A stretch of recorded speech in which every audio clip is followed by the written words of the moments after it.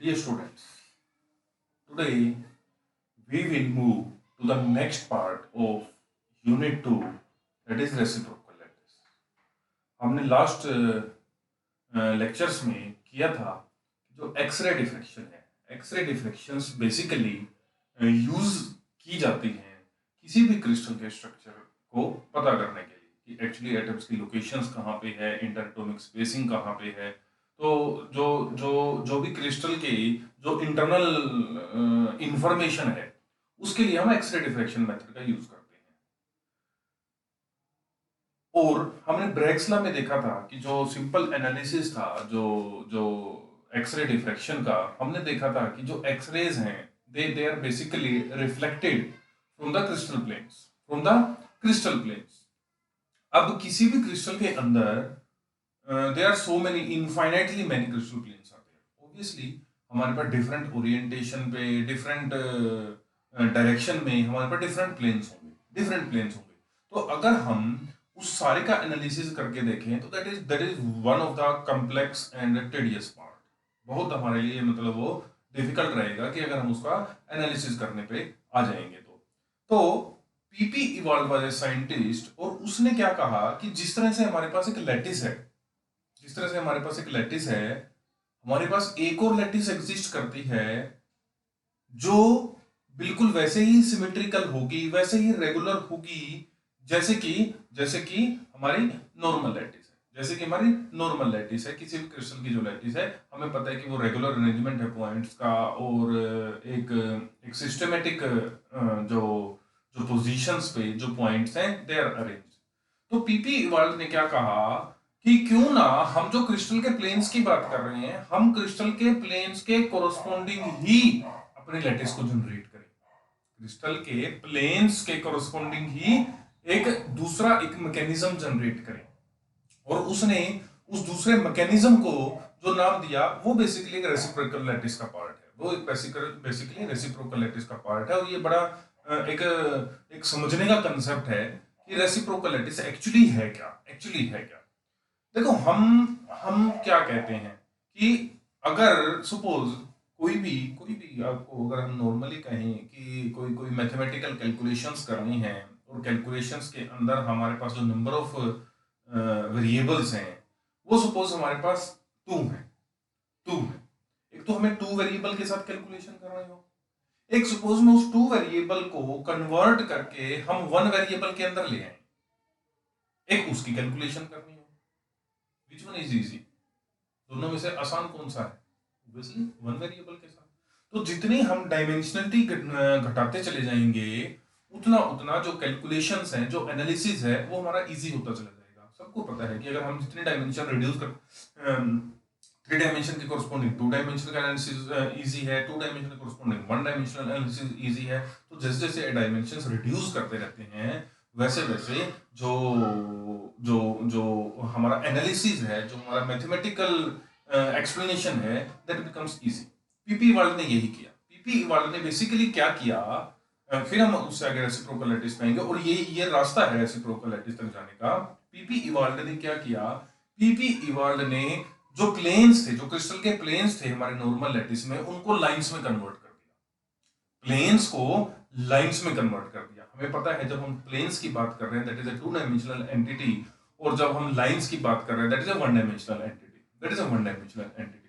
तो उसने सिर्फ कुछ नहीं किया, उसने यही किया कि उसने प्लेन्स को लाइंस में कन्वर्ट कर दिया। ठीक है। और वो जो कन्वर्जन था that is basically using the Fourier transformation, that is using the Fourier transformation. उसने जो जो जो कन्वर्जन किया उसने बड़ा सिंपल सी बात कही, उसने कुछ कोई ज्यादा टिपिकल बात नहीं की। वो कहता है कि जो क्रिस्टल के प्लेन्स हैं, अगर हम कोई पॉइंट ओरिजिन ले लें, कोई भी पॉइंट एक ओरिजिन ले लें 0 0 0, ठीक है, और जो क्रिस्टल के प्लेन्स हैं, मान लो मैंने मैंने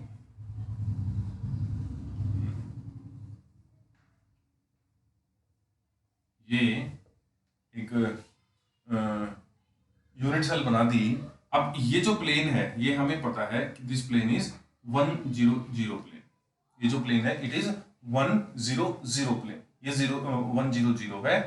ये जो हमारे पास ये वाला जो प्लेन है, जो ये वाला जो प्लेन है, ये हमारे पास क्या है, 0 1 0 प्लेन है। और जो ये आगे वाला प्लेन है, जिसको मैं सपोज इस डायरेक्शन में दिखा दूं, जो ये वाला प्लेन है, ये हमारे पास है 0 0 1 प्लेन, 0 0 1 प्लेन। अब वो कहता है कि मैंने किसी भी पॉइंट को ओरिजिन लिया, जो ये पैरेलल प्लेन्स हैं, क्योंकि हमें पता है कि जो 1 0 1 0 0 है, it is not a Miller indices of a single plane, but it's a family of parallel planes, जिनके बीच में जो जो इंटरप्लेनर स्पेसिंग है, दैट इज डी। उसने इन्हीं चीजों को यूज किया। उसने कहा कि जो मैं नई ट्रांसफॉर्मेशन करूंगा, नई ट्रांसफॉर्मेशन के अंदर मैं दो चीजें यूज करूंगा। एक तो इसकी ओरिएंटेशन, कि इनकी डायरेक्शन क्या है, ओरिएंटेशन क्या है प्लेन्स की, और दूसरी इनकी इंटरप्लेनर स्पेसिंग क्या है। और उसने क्या किया कि इस पॉइंट के कोरस्पोंडिंग उसने, मान लो ये 1 0 0 प्लेन है, 1 0 0 प्लेन का जो नॉर्मल डायरेक्शन होगी, जो नॉर्मल डायरेक्शन होगी, इसका मतलब उन्होंने इससे डायरेक्शन कौन सी ली, normal to the plane, normal to the plane. तो मान लो ये एक प्लेन के कोरस्पोंडिंग उसने डायरेक्शन ले ली, ये सिर्फ डायरेक्शन है। और उसने कहा कि इस वेक्टर की लेंथ कितनी होगी, इस लाइन की लेंथ कितनी होगी, जो जो 1 0 0, मान लो 1 0 0 के कोरस्पोंडिंग बात कर रहा हूं फिलहाल में, 1 0 0 के बीच में जो इंटरप्लेनर स्पेसिंग है, उसका रेसिप्रोकल। इंपॉर्टेंट है, direction is towards the normal of the plane and the distance is proportional to reciprocal of interplanar spacing. Interplanar spacing, तो मेरे पास क्या हुआ, एक वेक्टर आ गया। अब ये वेक्टर क्या है, ओरिजिन के कोरस्पोंडिंग इसकी जो लेंथ है वो है reciprocal to this interplanar spacing, जो लेंथ है it is reciprocal to this interplanar spacing, और जो डायरेक्शन है it is normal to this plane. इसका मतलब अगर मेरे पास ये वेक्टर आ गया तो I can easily tell you people कि ये कौन से प्लेन के कोरस्पोंडिंग लाइन है। तो एक plane is converted into a line, a plane that is converted into a line. तो ये तो था सिंपल कन्वर्जन कि कैसे उसने डायमेंशनलिटी को रिड्यूस कर दिया। एक प्लेन है, एक प्लेन को उसने लाइन में कन्वर्ट कर दिया। जब एक प्लेन लाइन में कन्वर्ट हो जाएगा तो सीधी सी बात है, हमारे पास जो 3 डायमेंशनल हमारे पास पूरी की पूरी फिगर्स आ रही हैं, वो 2 डायमेंशंस में आ जाएंगी, 2 डायमेंशंस में आ जाएंगी। जब डायमेंशन रिड्यूस होगी तो उसके कोरस्पोंडिंग हमारे पास जो एनालिसिस का पार्ट होगा that will become easy, that will become easy. देखो ये कंसेप्ट थोड़ा सा आपको वो समझना पड़ेगा समझ में आ जाता है, उसके बाद इसमें ज्यादा कुछ नहीं है, ठीक है। तो अब उसने क्या किया, मैं आपको स्टेप बाय स्टेप बता देता हूं, how to find reciprocal lattice. पहला उसने कहा take any point as origin,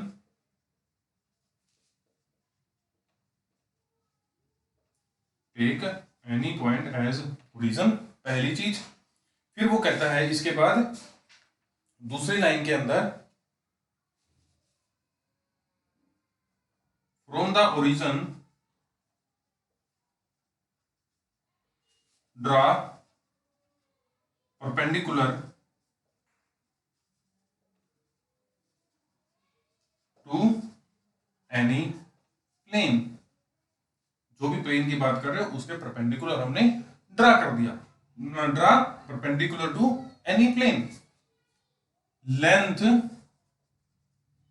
of this perpendicular will be proportional to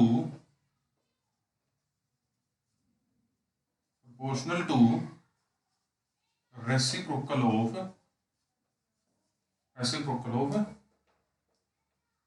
interplanar spacing for that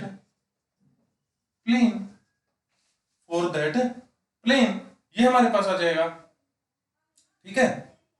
हमारे पास डायरेक्शन आ गई, उसके परपेंडिकुलर, उसकी लेंथ आ गई, उसके रेसिप्रोकल, और फिर एक उसने किया शुरू, और बड़ी एक इंटरेस्टिंग चीज उसको मिली। उसने कहा कि अगर हम इन सारे के सारे जो परपेंडिकुलर्स हैं और इनकी टिप को पॉइंट से शो कर दें, इनकी टिप्स को अगर मैं पॉइंट से शो कर दूं, शो ना, draw points on the terminals of all vector lines on vectors, जितने भी वेक्टर्स हमारे पास आ जाएंगे इनके टर्मिनल पे अगर हम पॉइंट लगा देंगे तो क्या होगा, these points will also be regular as crystal lattice. ठीक है, तो उसके बाद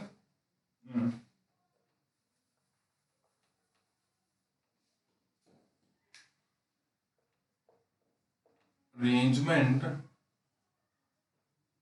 of these points in space form another lattice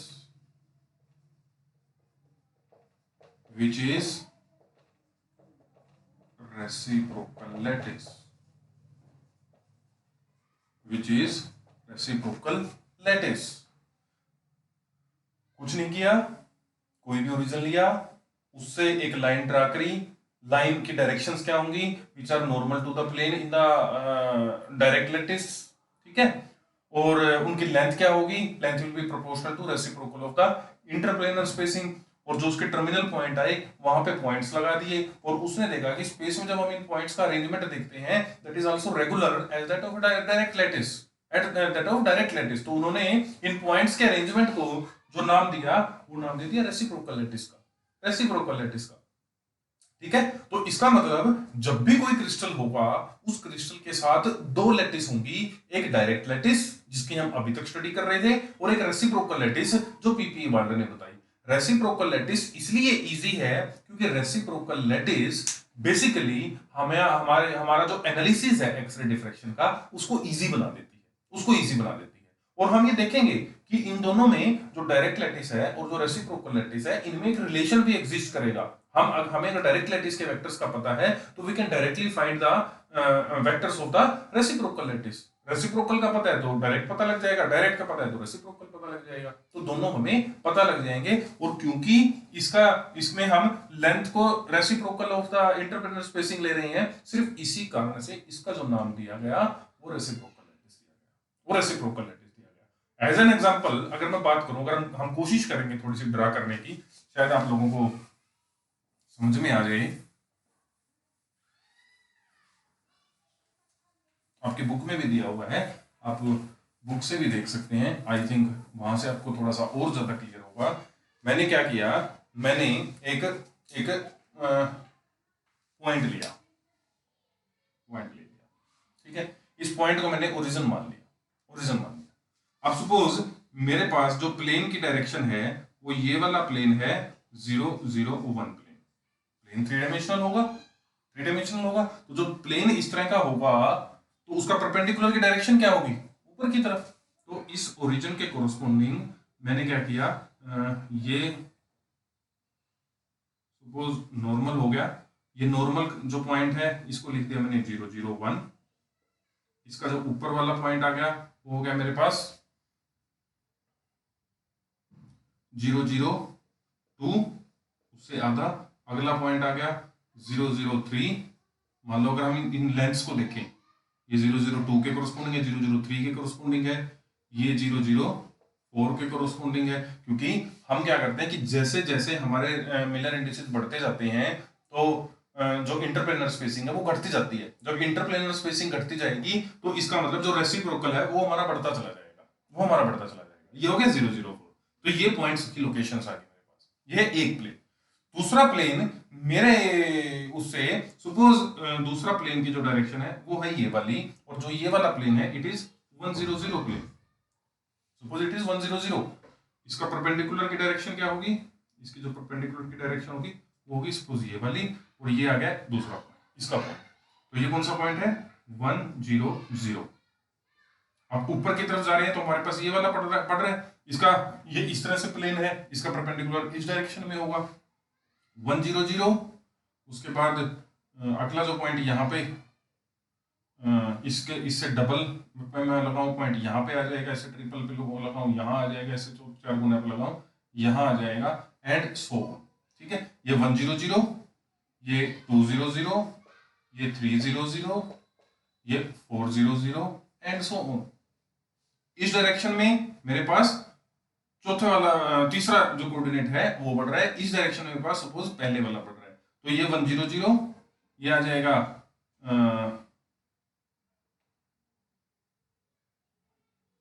101, ये 102, ये 103, ठीक है, ये 200 से इधर आ जाएगा मेरे पास 201, 202 एंड सो ऑन, ये 300, यहाँ आ जाएगा 301 एंड सो ऑन।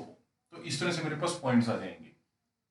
इसके डबल चलते चलते हम परपेंडिकुलर ड्रा कर सकते हैं, ठीक है, ये थोड़ा सा अगर हम सिमेट्रिक बनाएंगे तो ये बन जाएंगे ये पॉइंट इस डायरेक्शन में, इस डायरेक्शन में ये। अब ये क्या है 101, अब 101 को अगर मैं देखूं तो इसका परपेंडिकुलर सपोज ये जो प्लेन है ये मेरे पास 101 प्लेन है, इसका परपेंडिकुलर ये हो गया 101, इससे डबल 201, इससे डबल 301, इससे आगे 401 एंड सो ऑन। तो अगर हम सारे प्लेन्स के कोरोस्पोंडिंग बना लेंगे तो क्या है, ये जो स्पेस है, स्पेस में एक अरेंजमेंट बन गया, अरेंजमेंट ऑफ पॉइंट्स बन गया। और जो ये अरेंजमेंट ऑफ पॉइंट्स की अगर मैं बात करूं तो दिस इज ए लैटिस, क्योंकि जब हम लैटिस की डेफिनेशन करते हैं तो हम यही कहते हैं कि लैटिस क्या है, lattice simply the arrangement of points in the space. अब वो जब डायरेक्ट लैटिस की बात करते हैं उसको क्रिस्टल लैटिस बोलते हैं, क्योंकि क्रिस्टल के जो एटम्स हैं वो उनके साथ एसोसिएटेड हैं। ये क्या है, ये उनके जो जो जो प्लेन्स थे, वो जो प्लेन्स हैं, प्लेन्स के साथ जो एसोसिएटेड हमारे पास नॉर्मल्स होंगे, उन नॉर्मल्स को जब हम ड्रा करते हैं तो उनसे जो पॉइंट बनते हैं वो हमारे पास रेसिप्रोकल लैटिस बनाते हैं। रेसिप्रोकल लैटिस का मेन सिग्निफिकेंस तो यही है कि इससे जो एक्सरे डिफ्रैक्शन है वो हमारा इजी हो जाता है। कैसे होगा वो हम आगे पढ़ेंगे। पहली चीज ये थी कि रेसिप्रोकल लैटिस है क्या और इसको ड्रा कैसे करते हैं। फिर जब रेसिप्रोकल लैटिस का जिक्र आया, पीपी वाले ने इसका एक डिजाइन बना गया और इसको बताया कि क्या हमारी रेसिप्रोकल लैटिस है और हम इसको कैसे ड्रा करते हैं, उसने जब ये कंसेप्ट का एक्सप्लेनेशन की, फिर बात ये आई कि जब क्रिस्टल के साथ एसोसिएटेड लैटिस है वो तो डायरेक्ट लैटिस है। जब भी कोई लैटिस होगी, जब भी कुछ पॉइंट्स होंगे, हम जब पॉइंट्स की बात करते हैं, तुम सिंपल पोजीशंस की जब बात करते हो, एक्स वाई जेड कोऑर्डिनेट्स की बात करते हो, तो तुमने पढ़ा हुआ है हम किसकी बात करते हैं, हम बात करते हैं पोजीशन स्पेस की। There is always a space associated with the points. कोई भी पॉइंट होगा उसके कोर्रेस्पोंडिंग स्पेस एग्जिस्ट करेगा। तो जब हमने डायरेक्ट लैटिस की बात की, डायरेक्ट लैटिस तो ऑब्वियसली हमारी रियल लैटिस है, तो हमारी वो रियल स्पेस के अंदर है, फिर क्वेश्चन ये आया कि जब वो रियल स्पेस के अंदर है, ये चीज तो रियल नहीं है, ये तो हमने एक मैकेनिज्म निकाला है, हमने एक ट्रांसफॉर्मेशन की है, एक लैटिस से दूसरी लैटिस निकाल के लेके आए। तो जब ये है, ये भी तो किसी न किसी स्पेस में होगी, उसने इसको नाम दिया रेसिप्रोकल स्पेस का, कि there exists a space which is reciprocal space, and in that space the points are associated with the reciprocal of the interplanar spacing of the planes in the direct lattice. clear? Reciprocal lattice के अंदर जो points होंगे they are associated with the reciprocal of interplanar spacing in real space, तो उसके corresponding जो हमारे पास जो points आ जाएंगे, रेसिप्रोकल आ जाएंगे, उनका जो पॉइंट होगा वो रेसिप्रोकल स्पेस बनाएगा। ठीक है, रेसिप्रोकल स्पेस के जो पॉइंट्स हैं वो एसोसिएटेड किसके साथ हैं, वो एसोसिएटेड है reciprocal of the interplanar spacing of the planes in the real lattice which is there in the real space. Clear? इसका एक वर्ड इंपॉर्टेंट है, इस लाइन का एक वर्ड इंपॉर्टेंट है कि इसके जो पॉइंट हैं वो पॉइंट किसके साथ एसोसिएट करते हैं, वो एसोसिएट करते हैं reciprocal of the interplanar spacing of crystal lattice in real space, उसके साथ एसोसिएट करते हैं, ठीक है। And the directions of these points with respect to origin, जो इसकी डायरेक्शंस होंगी वो कौन सी होंगी, वो कहाँ होंगी, the directions are the normal to the planes, normal to the crystal planes in the real lattice, in the real space, ठीक है। तो थोड़ा सा देखो एक कंसेप्ट है, आपको समझना पड़ेगा, आपको एक अपने माइंड में सोचना पड़ेगा कि हम एक्चुअली कर क्या रहे हैं। कुछ नहीं है, बड़ा सिंपल है। रियल स्पेस के अंदर एक्सरे डिफ्रैक्शन, हम आगे देखेंगे कि एक्सरे डिफ्रैक्शन हमारा डायरेक्टली इसके साथ एसोसिएट करता है। एक्सरे डिफ्रैक्शन से हमें जो चीजें मिलेंगी वो डायरेक्ट की डायरेक्ट हमारी रेसिप्रोकल स्पेस में होंगी। जब वो रेसिप्रोकल स्पेस को हम कन्वर्ट करेंगे तब हम रियल स्पेस में आएंगे, तब हमें रियल लैटिस मिलेगी, डायरेक्टली नहीं मिलेगी। तो इसीलिए इस पे इतना माथापच्ची कर रहे हैं, इसीलिए इसको इतना समझने की कोशिश कर रहे हैं कि जो जो हमारे क्रिस्टल के प्लेन्स हैं, वो जो प्लेन्स को जब हम का जो एनालिसिस है, उनके कोरस्पोंडिंग जो एक्सरे डिफ्रैक्शन का एनालिसिस है, दैट इज वेरी कॉम्प्लेक्स। उसको इजी करने के लिए हम क्या करते हैं, हमने जो प्लेन्स थे उनके परपेंडिकुलर ड्रा किए, डायरेक्शन आ गई परपेंडिकुलर टू दीज प्लेन्स, हमने कोई ओरिजिन लिया और उन प्लेन्स के कोरस्पोंडिंग हमने परपेंडिकुलर ड्रा किए, direction is perpendicular to the planes, normal to the planes, and their length of the vectors with respect to this origin is proportional not equal, proportional to the reciprocal of interplanar spacing in the lattice। जो भी parallel planes हैं उनके बीच में जो interplanar spacing है, जब हम उनका रेसिप्रोकल लेंगे उसके प्रोपोर्शनल हम इन पॉइंट्स को ड्रा करेंगे, तो हमारे पास एक नई लैटिस आ जाएगी, और उस नई लैटिस का जो नाम है वो रेसिप्रोकल लैटिस है। क्लियर ये चीज। और जो स्पेस होगा, जिस स्पेस के अंदर ये पॉइंट्स होंगे, उस स्पेस का जो नाम है दैट इज रेसिप्रोकल स्पेस, ठीक। अब आती है बात कि जब रेसिप्रोकल स्पेस हमारे पास आ गया, तो is there any relation between the direct lattice vectors and reciprocal lattice vectors, क्योंकि वेक्टर तो हमारे इसमें भी बनेंगे फिर, ठीक है। इस लैटिस के जो वेक्टर्स होंगे और जो हमारे रियल स्पेस के अंदर जो लैटिस हम अभी तक पढ़ रहे हैं उसके जो वेक्टर्स होंगे, दोनों के बीच में कोई रिलेशन है, ड्रा करके देखते हैं। हम फोरियर ट्रांसफॉर्मेशन यूज करेंगे, हम देखेंगे कि क्या उनके बीच में कोई रिलेशन आता है, और अगर रिलेशन आता है तो हमारे लिए बड़ा आसान काम हो जाएगा, क्योंकि हमें वो रिलेशन अगर मिल गया, अब हम एक्सरे डिफ्रैक्शन से डायरेक्ट क्रिस्टल लैटिस निकाल पाएंगे, ठीक है। तो वो रिलेशन के लिए हम उसकी पीरियोडिसिटी को यूज करते हैं। हमें पता है कि जो क्रिस्टल की जो लैटिस है that is periodic in nature. तो जब पीरियोडिक है तो उस क्रिस्टल की जो जो जो इलेक्ट्रॉन्स होंगे उसके अंदर, उनकी प्रॉपर्टीज भी पीरियोडिक होंगी, ऑब्वियसली उसकी प्रॉपर्टीज भी पीरियोडिक होंगी। और जब हम सपोज इलेक्ट्रॉन की डेंसिटी की बात करते हैं, तो जो इलेक्ट्रॉन की डेंसिटी है वो भी पीरियोडिक होगी, क्योंकि एक एटम है, एटम के कोरस्पोंडिंग इलेक्ट्रॉन्स हैं, फिर दूसरा एटम है, उसके कोरस्पोंडिंग इलेक्ट्रॉन्स है, तो जो डेंसिटी एक पे है वो डेंसिटी दूसरे पे, वही तीसरे पे, वही चौथे पे, वही पांचवें पे, सब एटम्स के ऊपर, सब पॉइंट्स के ऊपर सेम डेंसिटी है। जो डेंसिटी का हमारे पास कर्व आएगा that will also B periodic. और डेंसिटी का जो फोरियर एनालिसिस है उससे अगर हम ड्रा करें तो हमारे पास NR सपोज डेंसिटी वेक्टर आ गया, and it is given by Fourier series में, it is given by G निकाला NG e raise to power iota.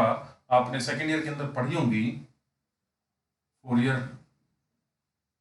Transformation G dot R. अगर हम पीरियोडिक इलेक्ट्रॉन की डेंसिटी का जो फोरियर कोफिशिएंट्स देखते हैं या फोरियर ट्रांसफॉर्मेशन देखते हैं, तो उसके कोरस्पोंडिंग जो NR की वैल्यू आती है that is summation G NG e raise to power minus iota G dot R, where NG is the Fourier coefficient and G is the reciprocal lattice vector, जिसके अंदर हमें ट्रांसफॉर्म करनी है real lattice को दूसरे space के अंदर, real space से दूसरे स्पेस के अंदर हम जब ट्रांसफॉर्म करेंगे तो G हमारे पास क्या है, उस लैटिस का पैरामीटर है, ठीक है। अब क्योंकि ये पीरियोडिक है and suppose T is translation vector N1A plus N2B plus N3C, तो मेरे पास N of R should be equal to N of R plus T, यही तो पीरियोडिसिटी की कंडीशन है। N of R should be equal to N of R plus T, जो R plus T के बाद मेरे पास वही चीज दोबारा मिलनी चाहिए जो आर पे थी, जो आर पे थी, यही तो पीरियोडिसिटी है। अगर मैं ये वैल्यू पुट कर दूं तो ये क्या है, summation G N G e raise to power minus iota ji dot R equals to summation G N of G e raise to power minus iota ji dot R plus T. R को R plus T से replace कर गया, बाकी सारी चीजें cancel out हो जाएंगी और मेरे पास इसके अंदर आ जाएगा, क्या आ जाएगा कि e raise to power iota ji dot t that is equal to 1, that is equal to 1। बाकी सारी चीजें कट जाएंगी, जी डॉट आर यहाँ से कट जाएगा, मेरे पास e raise to power minus iota ji dot t equals to 1 बच जाएगा। माइनस हो या प्लस हो फिर एक ही बात है, तो e raise to power iota ji dot t that is equal to, that is equal to, ठीक है। और हमें पता है कि we can write this one as e raise to power iota 2 pi n. E raise to power iota 2 pi n क्या है, it is मैं अगर बात करूं e raise to power iota 2 pi n, it is cos 2 pi N plus iota sine 2 pi N, ठीक है। तो जब हम इसको खोलेंगे तो 2 कोस 2 पाई एन कोस एन 2 पाई 1 ये 0, तो मेरे पास जो रिजल्ट आ जाएगा वो 1 आ जाएगा। तो 1 को मैंने रिप्लेस कर दिया आयोटा 2 पाई एन से, तो यहां से मेरे पास g डॉट टी जो आया that is 2 pi N, 2 pi N. ये एक इंपॉर्टेंट रिलेशन है क्योंकि फोरियर ट्रांसफॉर्मेशन हमने अप्लाई किया और फोरियर ट्रांसफॉर्मेशन से हमने क्या किया, एक स्पेस से दूसरे स्पेस में कन्वर्जन देखी, और जब हमने एक स्पेस से दूसरे स्पेस में कन्वर्जन देखी तो हमने देखा कि जो g डॉट टी, जिसमें g क्या है वो दूसरे स्पेस का पैरामीटर है, t क्या है वो एक पहले स्पेस का पैरामीटर है, और दोनों का जो रिलेशन आया वो आया g dot t is equal to 2 pi n, where 2 pi n is constant, constant. जी जिस तरह से हमारे पास रियल स्पेस के अंदर t है विच इज ट्रांसलेशन वेक्टर, उसी तरह रेसिप्रोकल स्पेस के अंदर g है जिसको बोलते हैं रेसिप्रोकल वेक्टर, रेसिप्रोकल वेक्टर। जिस तरह से ट्रांसलेशन वेक्टर है उसी तरह रेसिप्रोकल वेक्टर है, और दोनों का जो डॉट प्रोडक्ट है वो हमारे पास कांस्टेंट है। इसका मतलब अगर हम मोटे मोटे हिसाब से भी देखें, वेक्टर्स का पार्ट भी छोड़ दें, तो g is equal to 2 pi by T, 2 pi by T. तो जो ट्रांसलेशन वेक्टर जो काम करेगा उसका रेसिप्रोकल इफेक्ट g में आएगा। अगर t सपोज हमारे पास लेंथ को बढ़ा रहा है एक डायरेक्शन में, तो उससे उसका रेसिप्रोकल, इसका मतलब g दूसरी डायरेक्शन में उस लेंथ को घटा रहा है, उसको घटा रहा है, तो g is named as reciprocal vector and t is named as translation vector, translation vector जो हम अभी तक क्रिस्टल के लिए पढ़ते आ रहे हैं। तो जिस तरह से t हमारे पास n1a plus n2b plus n3c है, उसी तरह जब हम g को देखेंगे, आगे पढ़ेंगे हम इसके बारे में डिटेल में, जो g को पढ़ेंगे it is ha plus kb plus lc। तो capital a capital b capital c है, these are reciprocal vectors, small a small b small c है, these are crystal translation vectors. तो ये हमारे डायरेक्ट लैटिस वेक्टर हैं, ये reciprocal lattice vector है। और हम एक और बड़ी इंपॉर्टेंट चीज है यहाँ पे, हम बाद में इसको रियलाइज, यहाँ पे तो हम n1 n2 n3 यूज कर रहे हैं, यहाँ पे भी सपोज मैं n1 कैपिटल n2 और कैपिटल n3 यूज कर सकता हूँ, लेकिन हम ये देखेंगे जो कैपिटल n1 है और कैपिटल n2 और कैपिटल n3 है वो हमारे कहीं ना कहीं जाके HKL से जुड़ेंगे। ये तो मैंने वैसे तो आपको अभी अभी बता दिया, ये चीज आगे आएगी कि रेसिप्रोकल लैटिस के जब हम वेक्टर देखेंगे वो हमारे HKL से जुड़ेंगे, HKL पैरामीटर से जुड़ेंगे। इसका मतलब सिर्फ ऐसा नहीं है कि पीपी वाले ने हवा में कोई चीजें की थी, उसने जो जो मिलर इंडिसेस थे, मिलर इंडिसेस भी यहाँ पे आके इनकॉर्पोरेट होंगे, मिलर इंडिसेस भी यहाँ पे आके इनकॉर्पोरेट होंगे। ठीक है, तो आज मैं इतना ही रखता हूँ। आज तो हमें मेनली कंसेप्ट ही करना था। हमने किया कि डायरेक्ट लैटिस के अंदर जिस तरह जो हमारे प्लेन्स हैं, अगर हम उन प्लेन्स को कन्वर्ट कर दें लाइंस के अंदर, तो एक नया स्पेस हमारा जनरेट होगा जिसको हम नाम देंगे रेसिप्रोकल स्पेस का। और रेसिप्रोकल स्पेस के अंदर जब हम क्रिस्टल के प्लेन्स हैं उनके नॉर्मल ड्रा करते हैं, तो जो नॉर्मल की डायरेक्शन है उस डायरेक्शन में जो नॉर्मल की डायरेक्शन है वो रेसिप्रोकल लैटिस के अंदर हमारे पास वेक्टर्स की डायरेक्शन होगी, और जो जो पॉइंट्स के बीच का जो डिस्टेंस है that will be reciprocal of the interplanar spacing in the real lattice, तो जब हम उसको ड्रा करके देखते हैं तो हमारे पास जो स्पेस है, स्पेस में एक हमारे पास पीरियोडिक अरेंजमेंट आता है, एक रेगुलर अरेंजमेंट आता है, that's why the name of that arrangement was given as reciprocal lattice. The name again is lattice, क्योंकि लैटिस की जब हम बात करते हैं that is only the arrangement of points, only the arrangement of points. उसके बाद हमने ये देखा कि जब रेसिप्रोकल लैटिस एग्जिस्ट करती है तो उसका स्पेस कौन सा होगा, कल करेंगे हम उसको, स्पेस भी आएगा आगे कि वो स्पेस कौन सा है। अभी उसने नाम दिया उसको रेसिप्रोकल स्पेस का। और रेसिप्रोकल स्पेस में और जब रियल स्पेस में हमने आपस में रिलेशन निकालने की कोशिश की, फोरियर ट्रांसफॉर्मेशन को यूज किया और हमने जब आपस का रिलेशन निकाला, हमने देखा कि जो जो रियल लैटिस का जो वेक्टर है और जो रेसिप्रोकल लैटिस का वेक्टर है, दोनों का जो both are reciprocal to each other, reciprocal to each other. इससे हमें यही पता लग रहा है। तो जिस तरह से जो टी बिहेव करेगा उसका रेसिप्रोकल हमारा रेसिप्रोकल लैटिस वेक्टर बिहेव करेगा, रेसिप्रोकल लैटिस वेक्टर बिहेव करेगा। तो आज के लेक्चर हम यहीं पे छोड़ते हैं, इससे आगे वाला पार्ट फिर हम शुरू करेंगे नेक्स्ट।